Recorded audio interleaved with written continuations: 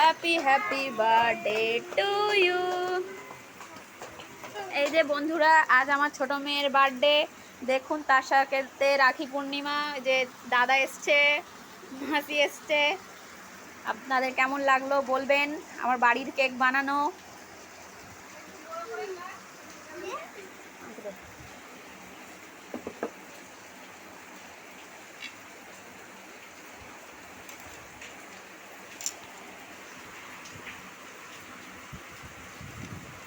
নে নে দিদি নে।